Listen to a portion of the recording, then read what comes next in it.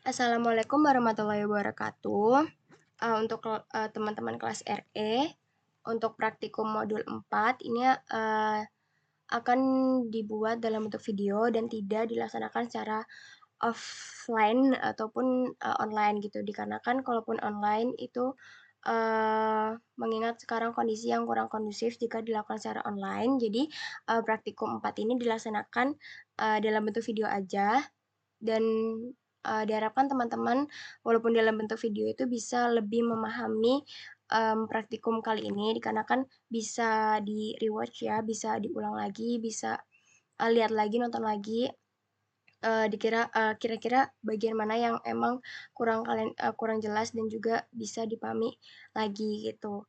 Jadi langsung aja masuk kepada modul 4 yaitu distribusi sampling dan interval kepercayaan, di mana setelah mempelajari modul ini teman-teman diharapkan dapat menghasilkan distribusi statistik sampel dan menghitung standar errornya.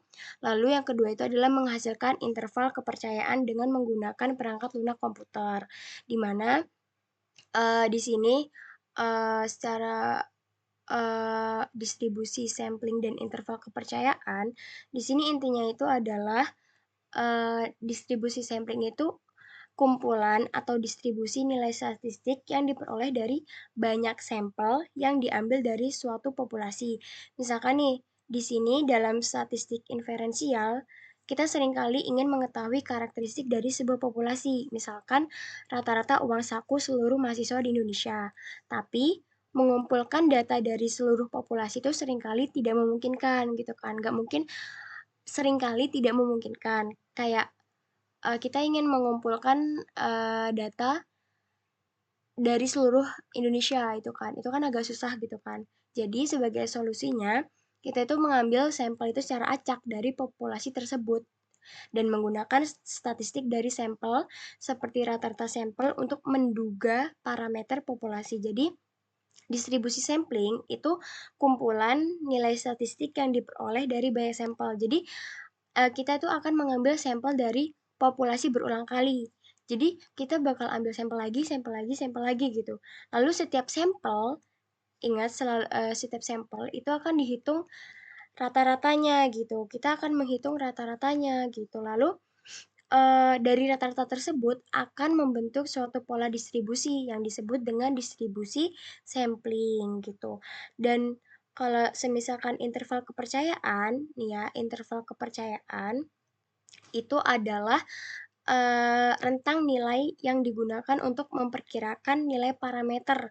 Jadi biasanya itu kalau misalkan teman-teman ingat interval kepercayaan itu identik dengan 95% atau 99% atau confidence interval 0,95 gitu. Pokoknya dia itu dalam bentuk rentang gitu. Dia akan memperkirakan nilai parameter populasi berdasarkan data sampel gitu.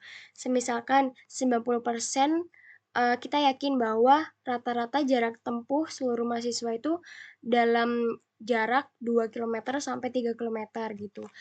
Jadi interval kepercayaan ini menunjukkan uh, tingkat keyakinan tertentu gitu. Lalu dalam praktikum ini kita akan menggunakan studi kasus data jarak tempuh mahasiswa dari 4 universitas di Bandar Lampung untuk memahami konsepnya. Nah, di sini teman-teman seperti biasa diharapkan teman-teman dari awal praktikum itu kalau misalkan mengenai install paket dan juga library itu diharapkan teman-teman udah paham ya gitu. Jadi kalau misalkan emang teman-teman itu belum install paket, lagi-lagi belum install paket, teman-teman harus install dulu. Lalu jangan lupa setiap mau memulai itu, teman-teman harus membuat library gitu. Jadi dari install ini kalian muat gitu loh si paketnya ini. Kalau misalnya install doang itu bakal gak ada apa-apanya. Jadi kalian seperti biasa. Nah, di sini kalian boleh tulis install package MK Inver ini untuk tambahan karena ada beberapa paket dari MK Inver ini yang perlu kita pakai nanti gitu. Jadi teman-teman bisa install paket MK Inver dan juga membuat library MK Inver. Nah, di sini kalian jangan lupa jalanin dulu karena ini udah aku jalanin. Jadi kalian kalau misalkan sekali udah dijalanin, nggak perlu dijalanin nggak apa-apa, tapi dijalan lagi untuk memastikan nggak apa-apa. Tapi karena tadi barusan aku jalanin jadi enggak. Nah, sekarang coba yang library-nya aja nih jalanin. Kontrol, kontrol dan juga kontrol. Nah, misalkan udah kayak gini, nah coba nih kita lihat. Nah,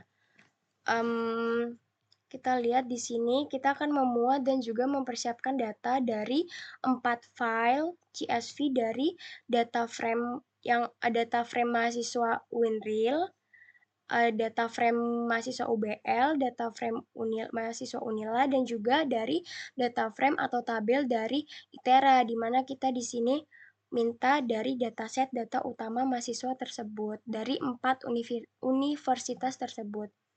Lalu di sini nih, jadi langkah pertama itu adalah kita memuat dulu data survei mahasiswa dari 4 universitas.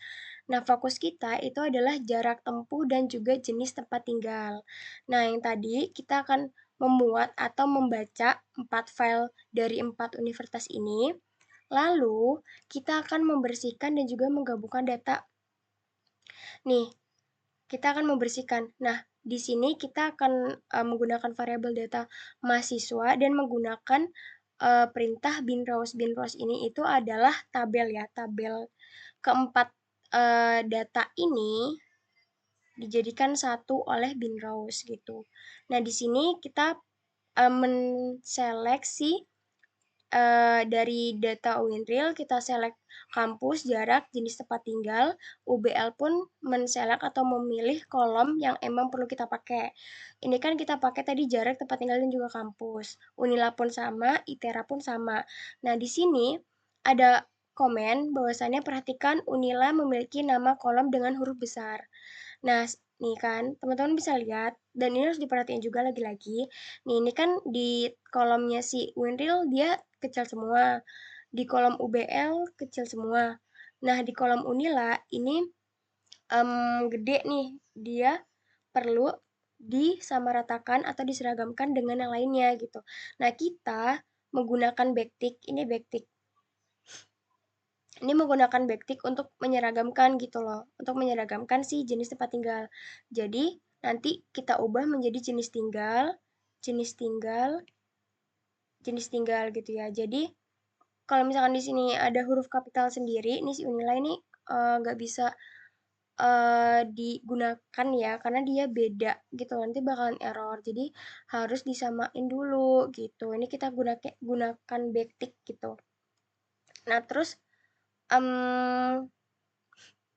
di sini kita akan mendrop NA. Drop NA itu apa? Drop NA itu akan menghilangkan missing values gitu. Kita akan menghilangkan missing values yang ada di jarak kilometer dan juga jenis tempat tinggal.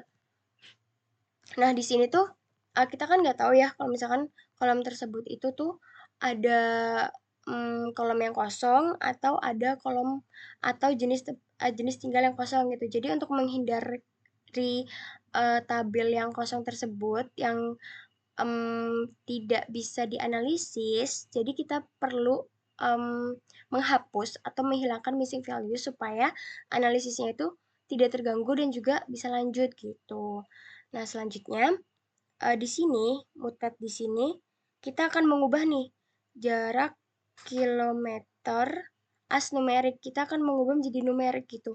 Nah, kan secara logika tuh kita kalau jarak itu kan mungkin kayak angka gitu kan, tapi bukan berarti dengan jarak itu terlihat angka itu udah numerik gitu loh. Biasanya tuh di karakternya tuh bisa masih vektor atau apa gitu. Jadi kita harus ubah ke numerik dulu.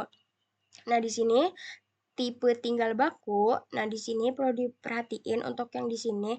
Di sini itu kita itu akan mengubah si kos dan juga asrama itu menjadi tempat tinggal kos dan juga asrama. Nah, selain itu, selain kos dan juga asrama, kita akan mengubah tempat tinggal itu menjadi rumah keluarga atau pribadi. Jadi, dia itu gini, kalau misalkan ini, kalau misalkan rumahnya si A itu jenis tinggalnya kos. Nah, nanti kita ubah atau kita buat kategori baru. Case when ini kita akan buat kategori baru gitu. Jadi kalau kos itu termasuk kepada jenis tinggal kos asrama. Asrama pun sebaliknya. Dia termasuk ke jenis tinggal kos asrama. Selain kos dan juga asrama, dia masuknya ke rumah keluarga pribadi gitu. Jadi kalau misalkan jenis tinggalnya itu dia di rumah hmm, dikontrakan mungkin ya, dikontrakan itu nanti dia masuknya ke rumah keluarga atau pribadi gitu. Jadi cuma ada dua jenis ini ya, kos asrama dan juga rumah keluarga pribadi. Nah, di sini filter ini digunakan untuk membatasi jarak yang realistis. Jadi jarak kilometernya itu lebih dari 0 dan jarak maksimumnya itu kurang dari 100 gitu. Nah, jadi ini selanjutnya kita akan menampilkan head data gitu. Jadi intinya di sini tuh kita akan memulailah gitu ya. Di sini memulai membaca dan membersihkan dan menyeragamkan data, lalu memfilter, membatasi jaraknya, lalu menampilkan beberapa baris pertama.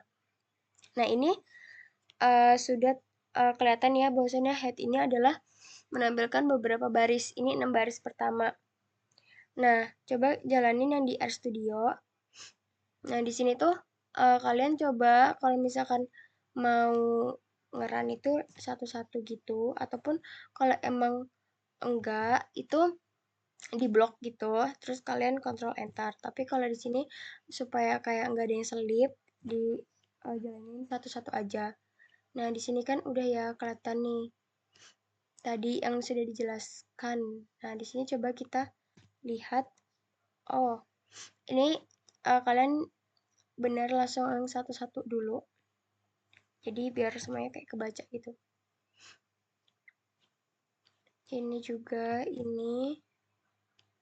Terus ini. Atau enggak kalau itu nanti kalian bisa apa sih ngeblok aja sih.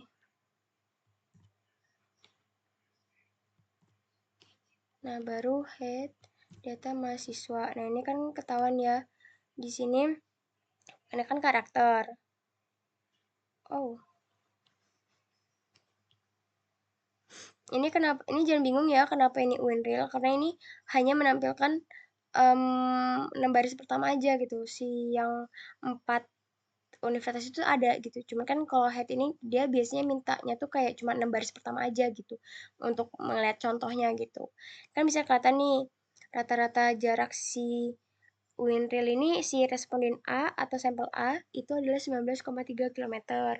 Jenis tinggalnya ini rumah bersama saudara. Nah, karena tadi kita sudah membuat kategori baru, tipe tinggal baku, kita masuk ke rumah keluarga pribadi karena dia bukan kos sendiri. Nah, ini kan kalau kos sendiri dia masuk tipe tinggal baku atau kategori barunya kos asrama. Selain itu masuk ke rumah keluarga atau pribadi. Nah, selanjutnya itu kita akan menampilkan ringkasan data. Jadi ringkasan seluruh data mahasiswanya ya. Kita kontrol enter.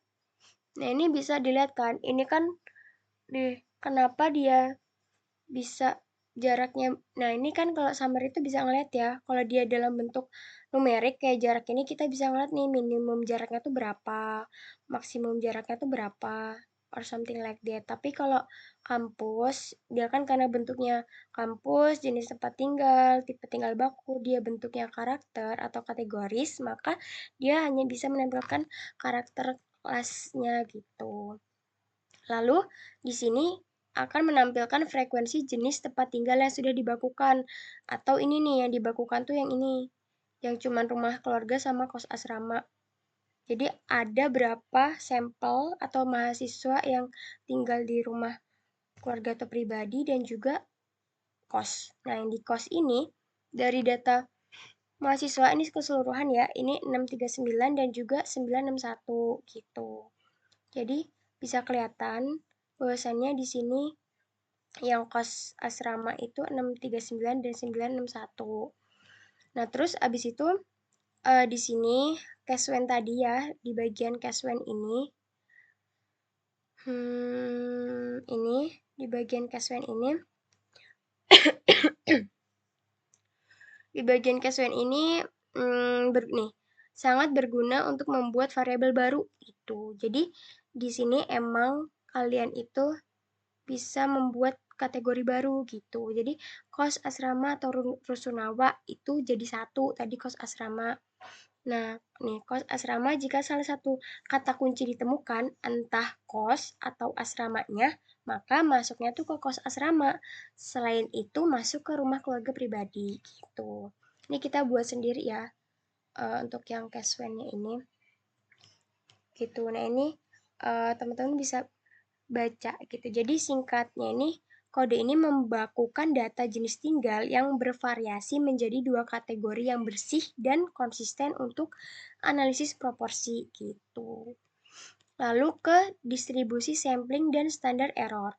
Nah, distribusi sampling itu kan adalah distribusi dari suatu statistik.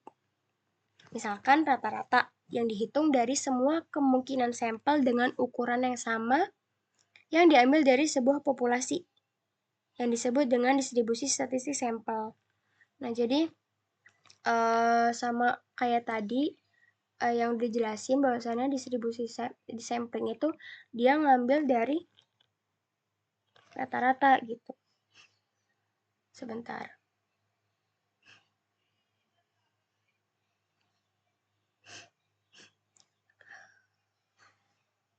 Nah, jadi kalau misalkan tadi kan distribusi sampling ya, lagi-lagi contohnya tuh misalkan kita ingin tahu kan rata-rata jarak tempuh mahasiswa ke kampus, tapi kita tidak perlu atau tidak mengambil semua mahasiswa gitu kan, hanya sampel. Misalkan sampel 1, 30 mahasiswa itu rata-ratanya berapa, sampel 2, sampel 3 gitu. Nah, kalau misalkan kita ambil sampelnya itu berkali-kali, jadi kan kita punya banyak nilai rata-rata gitu kan, nggak cuman sedikit gitu. Jadi distribusi sampling itu adalah distribusi dari nilai statistik sampel rata-rata. Nah, kalau misalkan yang standar error ini ukuran yang menunjukkan seberapa jauh rata-rata sampel bisa berbeda dari rata-rata populasi. Biasanya nanti tuh ada keterangannya SE kecil itu maksudnya apa, SE besar gitu kayak standar error kecil itu misalkan rata-rata sampel biasanya dekat dengan rata-rata populasi atau kebalikannya gitu. Nah, kenapa dia itu apa ya? Ada teorema limit pusat gitu kan, yang menyatakan bahwa jika kita mengambil sampel cukup besar, distribusi sampling dari rata-rata akan mendekati distribusi normal gitu. Jadi kalau misalkan kita ambil ukuran sampel cukup besar, misalkan lebih dari 30. Nah, itu rata-ratanya itu akan mendekati distribusi normal karena datanya tuh kita ngambilnya tuh banyak gitu loh, berulang kali, berkali-kali. Jadi akan lebih akurat jika sampelnya itu kita ambil berkali-kali gitu. Jadi itu akan mendekati ke distribusi normal atau perbedaan antara rata-rata sampel dengan rata-rata populasi sebenarnya tuh nggak jauh beda gitu. Nah, di sini lanjut ke mendefinisikan parameter populasi. Nah, pertama, mari kita hitung rata-rata dan standar deviasi populasi sebagai acuan.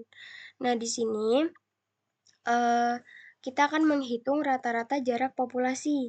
Di sini nih rata-rata jarak mahasiswa ya. Yang kedua itu adalah standar deviasi, menghitung standar deviasi jarak mahasiswa.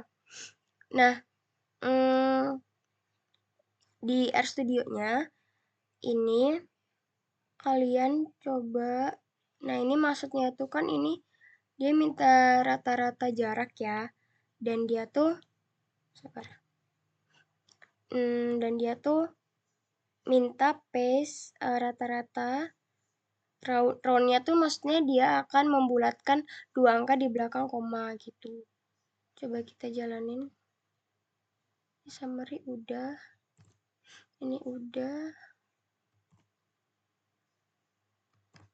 Nah, ini akan terlihat bahwasannya rata-rata jarak populasi itu adalah 3,63 km.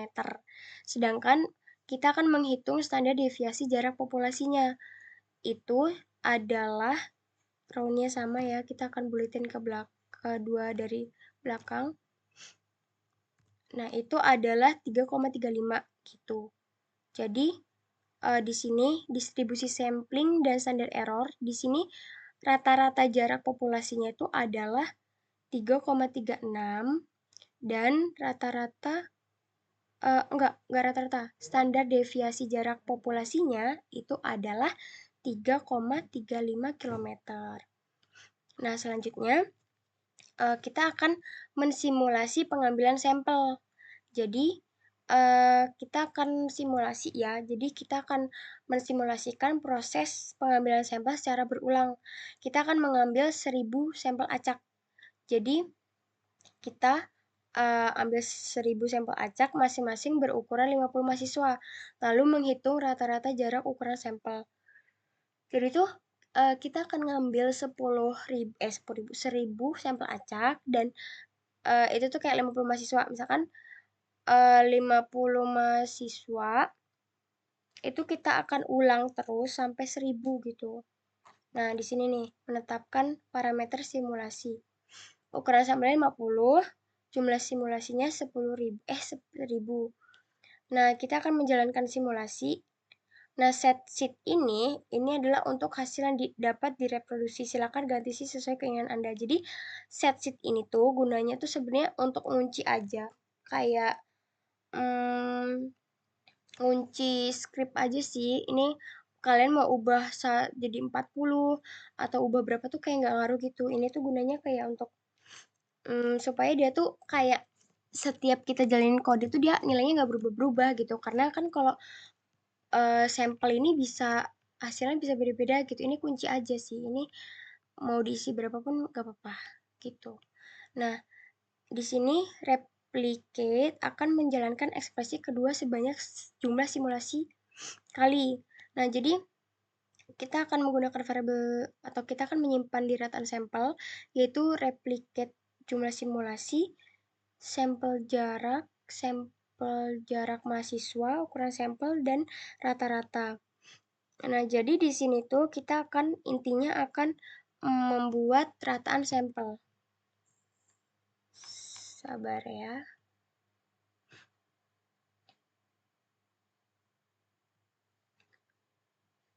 Jadi kalau misalkan yang rataan sampel ini, jadi kita tuh akan melakukan atau kita akan menyimpannya dalam rataan sampel gitu. Jadi kan tadi kita gini nih, tadi kan kita mengulang proses berkali-kali sampai 1000 kali kan. Nah, di sini kita akan mengambil 50 data jarak mahasiswa secara asak dari dataset. Nah, ini disebut sampel. Nah, ini kita akan ulang selama atau diulang sampai 1000 kali. Nah, mean sampel jarak ini artinya adalah menghitung rata-rata jarak dari sampel tersebut gitu. Karena dilakukan 1000 kali, maka kita akan mendapatkan 1000 nilai rata-rata sampel. Nah, nilai-nilai ini akan disimpan dalam sini gitu. Nah, jadi di sini kita langsung aja membuat data frame dari hasil simulasi gitu. Dari hasil ini kita nemu lah ini samplingnya. Lagi-lagi ini kayak 6 baris pertama aja gitu. Karena dia mintanya kalau head itu rata-rata 6 baris pertama gitu. Nah, kita jalanin aja. Jadi kalian itu kalau bisa ini tuh bisa dibaca gitu ya. Jadi kalian nggak cuma lihat aja tapi bisa baca gitu loh script ini atau perintah ini maksudnya apa gitu. Nah, ini kita jalanin. Nih, kita akan membuat data frame gitu loh. Kayak nih hasilnya tuh adalah data frame samplingnya gitu. Jadi kita bisa ngeliat nih rataan sampel dari 50 mahasiswa ini dengan jumlah simulasi 1000 kali itu menghasilkan rataan sampel. Nih sampel ini rataannya tuh 3,6, 2,8, 3,39 gitu. Jadi kita bisa melihat rataan dari simulasi tersebut gitu. Ini rataan dari ukuran sampel dan jumlah simulasinya ya gitu. Nah, di sini ada aktivitas mandiri 1. Itu adalah simulasi dengan parameter berbeda gitu. Jadi di sini teman-teman, tadi kan di sini ukuran sampelnya itu adalah 50, jumlah simulasinya adalah 1000. Nah, di sini teman-teman itu akan membuat ukuran sampelnya itu menjadi 30 dan jumlah simulasinya itu menjadi 500 gitu. Jadi kalian nanti ubah itunya menjadi sesuai dengan perintah gitu. Nah, di sini kan ada hitung ulang SE empiris dan juga teoritis. Lalu akan membuat histogram distribusi sampling yang baru. Lalu membandingkan bagaimana bentuk distribusi berubah antara banyaknya mahasiswa sampel 30 mahasiswa dengan sampel 50 mahasiswa gitu kan. Nah, ini yang ini aktivitas mandiri satu ini kalian nggak perlu bingung karena sebenarnya bawahnya ini itu bisa ngebantu kalian untuk menjawab ini. Ini kan yang di atas ini kan belum ngejelasin ya SE empiris dan teoritis itu gimana. Buat histogram untuk memvisualisasikan distribusi sampling itu gimana. Nah, itu kan belum terlihat. Nah, kalian makanya pelajarin lagi nih di bawah. Ini bisa menjawab untuk aktivitas mandiri satu gitu. Nah, selanjutnya kita akan memvisualisasikan distribusi sampling. Nah, di sini eh, kumpulan dari 1000 rata-rata sampel inilah yang akan membentuk distribusi sampling. Mari kita visualisasikan dalam bentuk histogram. Nah, jadi di sini kita akan memvisualisasikan dari hasil yang tadi. Nah, di sini kan teman-teman ingat ya, udah tadi modul ketiga itu udah belajar tentang visualisasi distribusi enggak, visualisasi histogram, visualisasi scatter plot, dan yang lain-lain. Nah, di sini kita pakai ini ggplot. Ggplot itu untuk memvisualisasikan gitu ya dalam bentuk grafik, geom, dan sebagainya gitu. Nah, di sini dilihat bahwasannya X-nya itu adalah rataan sampel. Koordinat X-nya, X ini, itu rataan sampel. Terus, di sini kita akan membuat geom histogram atau membuat visualisasi histogramnya yang bentuknya batang-batang itu. Nah, di sini Y-nya itu adalah density atau proporsi ya atau proporsi gitu. Nah, di sini bins-nya itu 30. Dia minta 30 batang histogram 1 2 3 4 5 6 7 dan sebagainya. Dan selanjutnya ini 30. Yang biru-biru batang ini itu adalah histogramnya. Dia minta 30 batang. Fill-nya itu adalah sky blue dan color-nya itu adalah black. Color black itu yang pinggirannya itu black, lalu alpanya itu adalah 0,7, itu kayak transparasi dari histogramnya, batang histogramnya. Lalu dia minta geom density color red size 1. Jadi dia geom density itu adalah visualisasi yang ini. Geom density itu adalah proporsinya nih. Dia bisa melihat atau menentukan nih apakah grafik ini tuh masuk atau mendekati distribusi normal atau enggak gitu. Nah, ini warna merah, dia mintanya warna merah dan size-nya ketebalan garisnya adalah 1. Nah, terus ini geometry line, ini dia minta atau mengintercept popmeannya. Jadi kayak rata-rata dari histogramnya. Dia minta colornya blue, line type-nya adalah ini, garis putus-putus. Size-nya 1,2. Nah, ini nih yang ini. Dia minta rata-rata dari histogram tersebut. Nah, labs ini adalah label ya. Title-nya distribusi sampel, ini distribusi sampling, dan subtitle-nya adalah ukuran sampel dan juga jumlah simulasinya berapa gitu. Lalu di sini terlihat bahwasanya X-nya itu adalah rata-rata jarak sampel dan Y-nya itu adalah densitas gitu. Nah, di sini note itu adalah kayak dia minta teks juga. X-nya itu adalah popmeannya dan dia minta ini. Popmean tuh yang ini ya. Yang ini guys. Nih. Dia minta warna biru, dia minta ini gitu ya. Dan gitulah. Ini temanya minta minimal atau kayak sederhana aja gitu. Nah, perhatikan bagaimana distribusi dari rata-rata sampel berbentuk seperti lonceng, mendekati normal, dan berpusat di sekitar rata-rata garis putus-putus. Nih, ini masuk ke distribusi normal atau enggak gitu. Lalu selanjutnya adalah menghitung standar error. Tapi, di sini kita akan jalanin dulu. Kalian dan kalian juga kalau bisa ini ya guys, ketik sendiri supaya kalian tuh tahu cara ketiknya gimana gitu. Ini karena berhubung karena biasanya kalian ngetik juga kan. Jadi kita lanjut aja. Nah, di sini langsung di jalanin aja.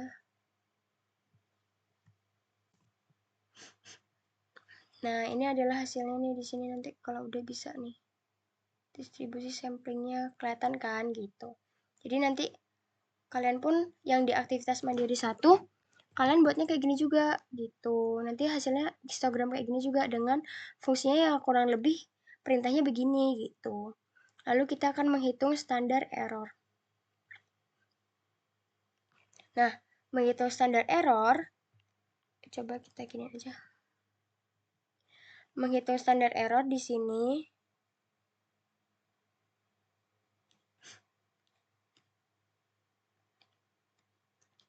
sebentar.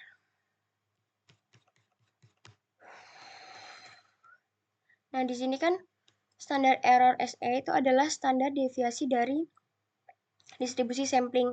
Ini mengukur beberapa besar variasi rata-rata sampel di sekitar rata-rata populasi.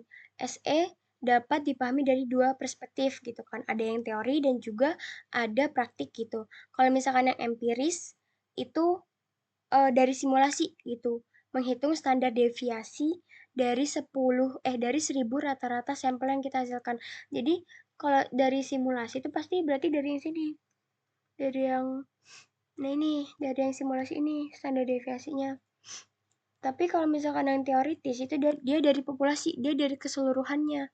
Dari yang seluruh data mahasiswa gitu, bukan yang disimulasikan atau yang di ukuran sampel 50 tadi gitu. Dan estimasi itu adalah dari sampel.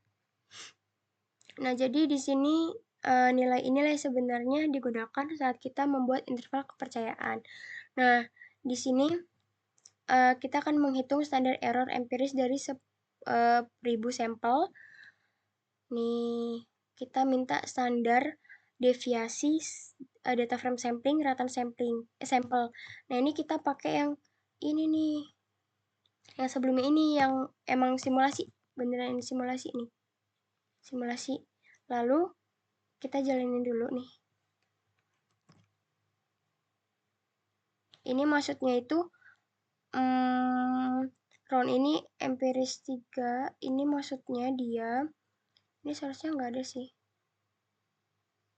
Maaf, ini kayaknya double guys. Double.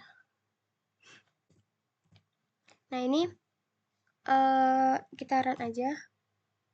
Nah, terus yang ini kita lihat hasilnya. Nih, hasilnya itu adalah 0,456. 465. Gitu, ini hasilnya ini segini. Dan ini round 3 itu maksudnya dia akan membulatkan 3 angka di belakang koma gitu. Ih. Nah, ya yang bener guys. Ini seharusnya yang error, ini standar error, dan ini juga yang standar empiris. Coba kita ketik ya.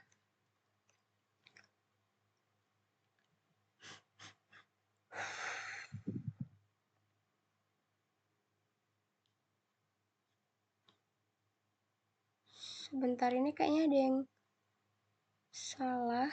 Coba ini standar error. Ini yang teoritis guys. Dari populasi.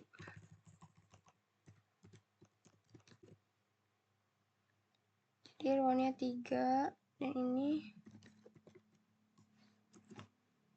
tanda petik standar error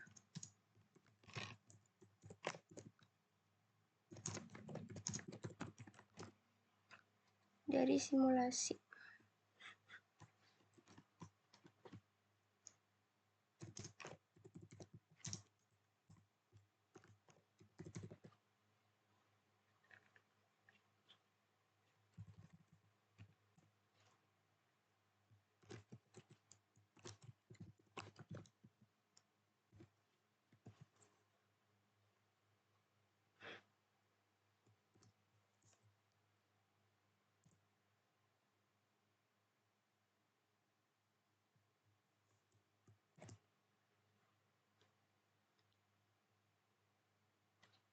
Coba yang ini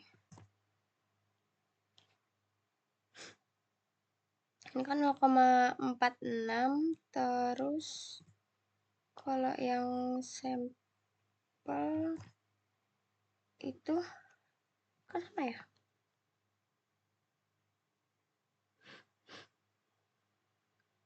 Nah, ini pokoknya kalian ikutin aja coba di sini.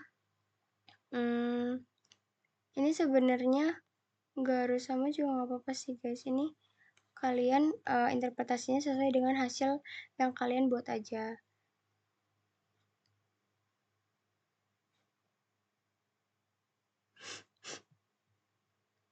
Nah, ini kan udah. Terus lanjut. Nah, di sini kan bisa tadi yang aktivitas mandiri 1 nih untuk hitung ulang SE, empiris dan teoritis ini pakainya kayak gini. Nah, nanti kalian bisa pakai fungsinya seperti ini. Gitu. Jadi kalian nggak perlu bingung, kalian perlu ganti aja sesuai dengan nilai kalian aja. 1.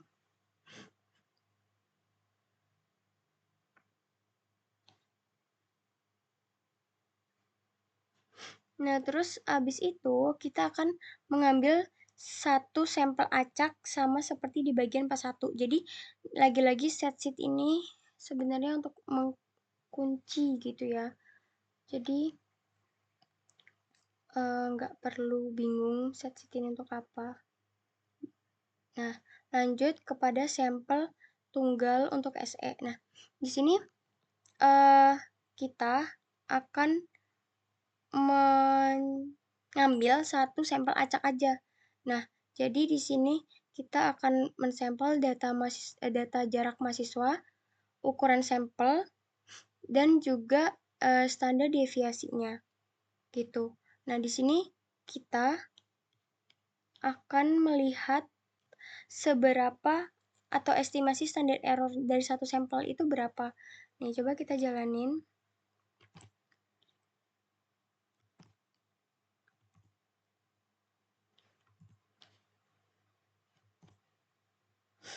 Nah, di sini kelihatan kan?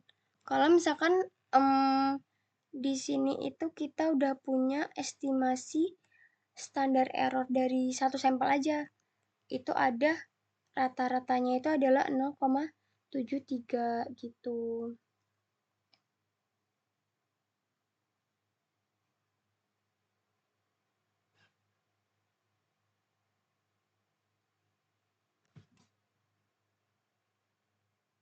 Nah, kalau misalkan ngambil satu sampel acak, itu maksudnya kita ngambil satu sampel acak dari data jarak mahasiswa. Jadi misalkan jumlah data yang kita ambil itu kan adalah 30 gitu kan. Nah, itu kita ambil satu sampel aja dari 30 itu.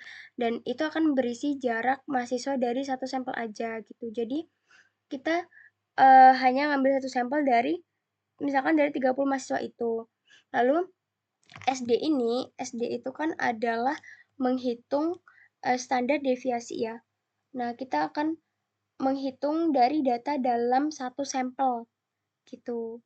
Nah, ini tuh SD-nya itu adalah pakai SD sampel gitu dalam satu sampel. Jadi hasilnya itu bisa menunjukkan seberapa menyebar jarak mahasiswa dalam sampel tersebut gitu.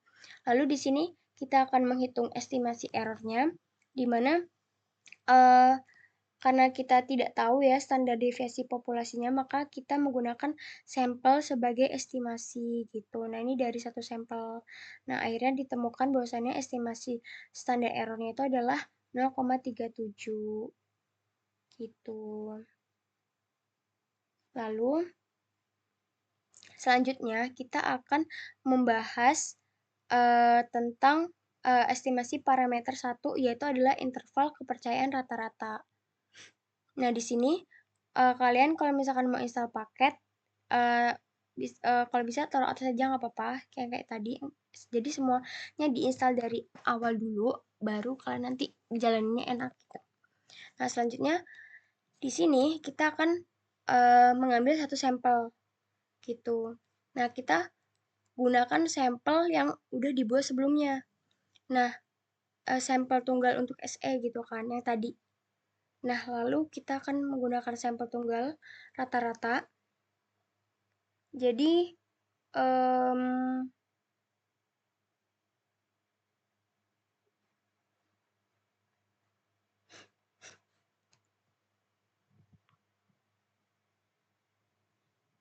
kita akan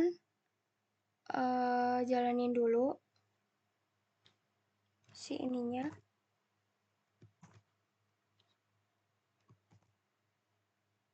Nih, ini rata-rata sampel tunggalnya itu adalah 3,46. Lalu, untuk standar deviasi sampel tunggalnya itu adalah 2,17 gitu. Nah, ini tuh dia pakai yang satu sampel tadi ya, guys.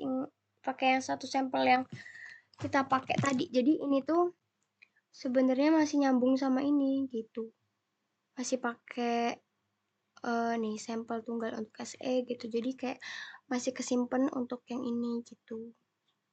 Nah, setelah itu, setelah mengambil satu sampel, kita akan menghasilkan interval kepercayaan. Nah, di sini kita akan menghitung interval kepercayaan 95% menggunakan MK infer. Nah, di sini itu kelihatan kan, di sini kita akan menghitung hasil Cimean. Cimean itu adalah confidence interval. Jadi kalau misalkan kalian apa sih namanya tahu misalkan ya nggak asing interval kepercayaan 95% atau 97% atau 90% gitu. Nah, jadi kita pakai confidence levelnya 0,9. Lalu kita akan menghasilkan hasil dari cimeannya. Nah, nanti akan menghasilkan seperti ini. Nanti bisa dilihat nih bahwasannya dari 90% kepercayaan ini rata-ratanya itu dari dalam rentang berapa? Nah, rata-ratanya itu adalah 2,8 sampai 4,08. Itu interval jarak dari confidence intervalnya gitu. Nih, coba kita jalanin yang di RStudionya. Nih. Nah, ini hasilnya kelihatannya di sini. Nah, kan nanti dari hasil ini, hasil dari output si Cimean ini, kalian menjawab pertanyaan ini, yaitu berapakah rentang kepercayaan untuk rata-rata jarak tempat tinggal dari kampus dari sampel kita. Lalu kalian harus interpretasiin dan bandingkan rata-rata parameternya. Jadi kan ini bisa kelihatan ya bahwasannya sampel estimate-nya pun berapa, rata-ratanya berapa, standar deviasinya berapa gitu. Jadi emang ini tuh udah lengkap gitu jawabannya. Kalian tinggal interpretasiin rentang kepercayaan itu kan adalah 2,81 sampai 3,95 ya. Tapi ini kayaknya tuh ada kesalahan dari ini nggak kesalahan. Jadi kayak kalian interpretasiin sesuai dengan hasil yang kalian dapetin gitu. Jadi kalau misalkan di sini itu adalah 2,84 dengan 4,08 ya udah kalian interpretasiin sesuai dengan hasil kalian gitu. Lalu kalian interpretasiin hasil dari 2,81 sampai 3,9 itu maksudnya apa gitu. Lalu rata-rata dari jarak kampus untuk tempat tinggal itu berapa gitu jika dibandingkan dengan rata-rata populasi gitu ya. Jadi nanti kalian tetap jalanin lagi. Jadi nanti ketahuan nih. Seharusnya ini keluar sih.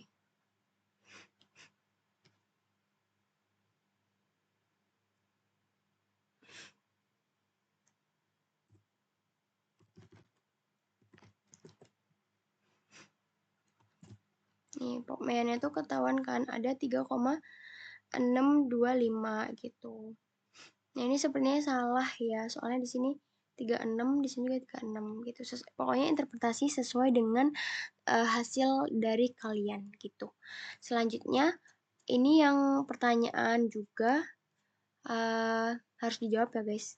Lalu yang estimasi parameter kedua itu adalah interval kepercayaan proporsi. Jadi selain rata-rata, kita juga sering tertarik untuk mengestimasi proporsi dari suatu kategori dalam populasi. Misalkan berapa persentase mahasiswa yang tinggal di kos asrama gitu kan. Dan prosesnya tuh mirip gitu. Kita ambil sampel, kita hitung proporsinya, dan kita akan mencari proporsi mahasiswa yang tinggal di kos atau asrama. Nah, di sini kita lihat nih ada menghitung proporsi populasi tabel populasi ya. Nah, tabelnya itu adalah data mahasiswa dengan tipe tinggal baku. Tipe tinggal baku kan tadi yang 2 kategori tadi ya. Nah, kita akan melihat proporsi tabel tersebut. Nah, nanti bisa kelihatan nih tabel frekuensi jenis tinggal di populasi itu berapa gitu.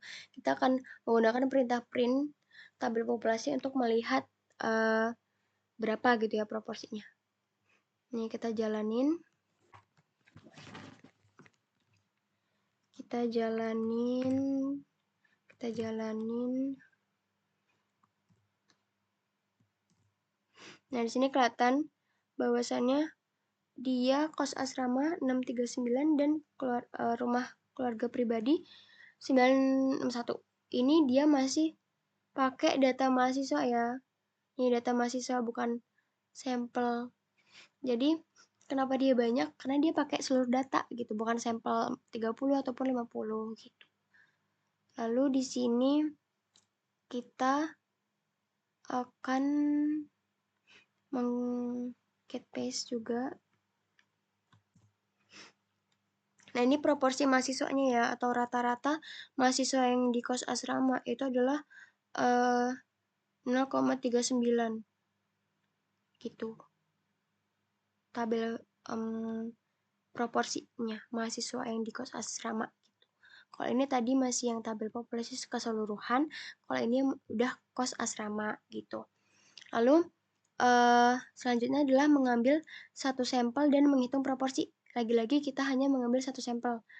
Nah, kita ambil satu sampel acak, misalkan dari 100 mahasiswa dan akan menghitung proporsi sampel mahasiswa yang tinggal di kos asrama. Nah, ukuran sampelnya itu adalah 100. Lalu kita tadi kan sampelnya itu adalah data mahasiswa dari kategori dan ukuran sampel. Jadi kita pakai itu, lalu menghitung dalam sampel di tabel, dan nanti akan terlihat tabel frekuensi jenis tinggal di sampel. Nah, di sini kita lihat yang di RStudio-nya, kita jalanin.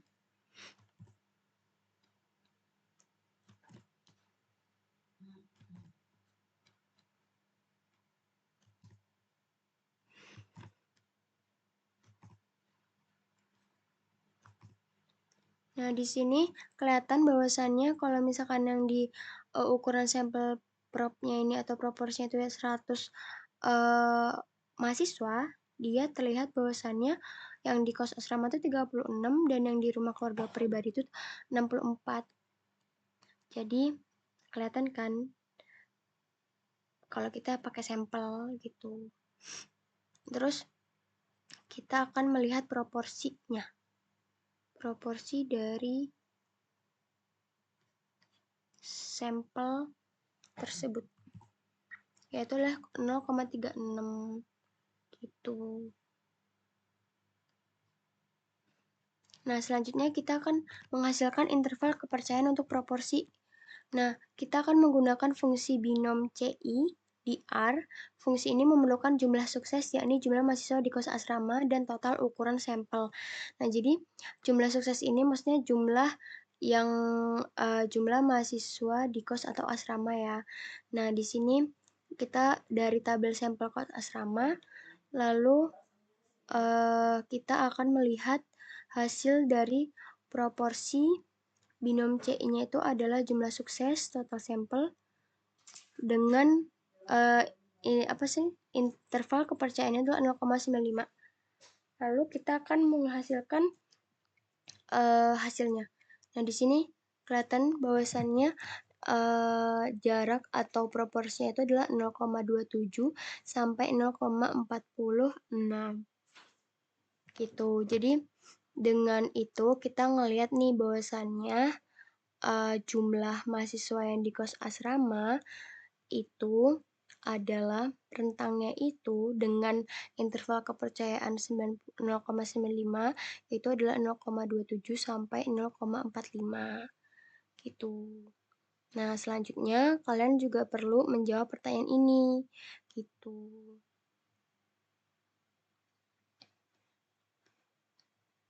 Nah, ada standar error juga.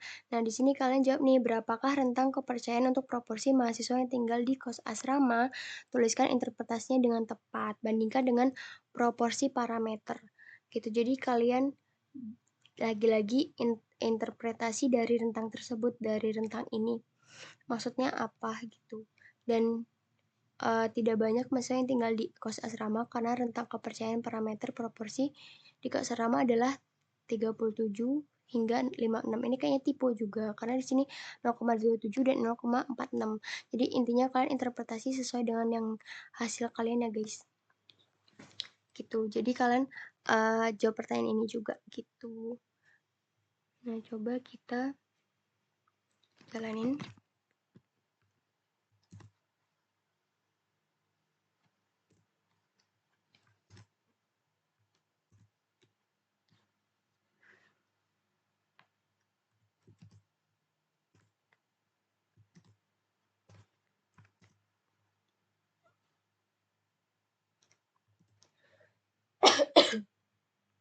Ini dan karena hasilnya adalah 0,27 dan juga 0,45 gitu.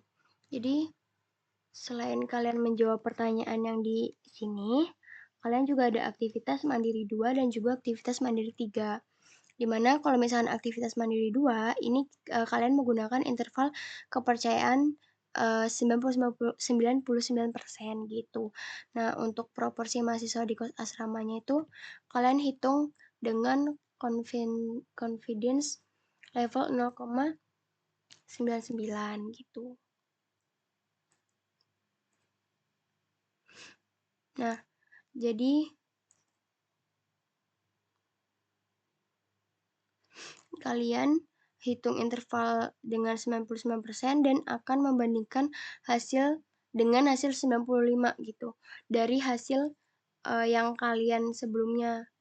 Jadi kalian membandingkan mana yang lebih lebar dan kalian juga jelaskan mengapa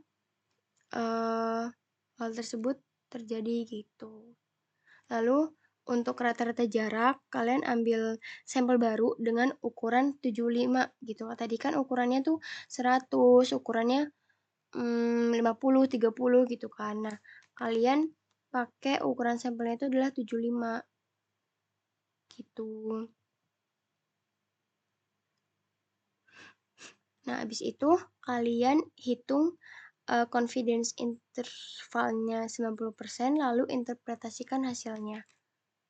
Gitu. Jadi di aktivitas intinya di aktivitas mandiri 2 ini kalian itu mencoba mengubah tingkat kepercayaan dan ukuran sampel untuk ngelihat gimana sih interval kepercayaan itu kalau misalnya berubah gitu kan. Nah, untuk proporsi ini kita ngitung CI-nya itu adalah 99% dan membandingkannya dengan 95% gitu. Dan biasanya emang kalau misalkan CI 99 itu akan lebih lebar gitu karena emang tingkat keyakinannya lebih tinggi.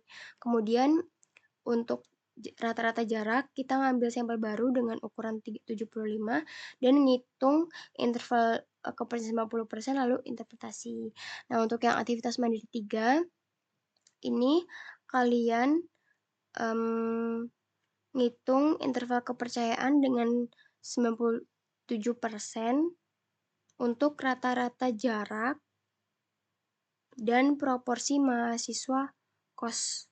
Jadi nanti interpretasinya kayak kita 97% yakin bahwa rata-rata jarak populasi berada di rentang misalkan 2,7 sampai berapa gitu.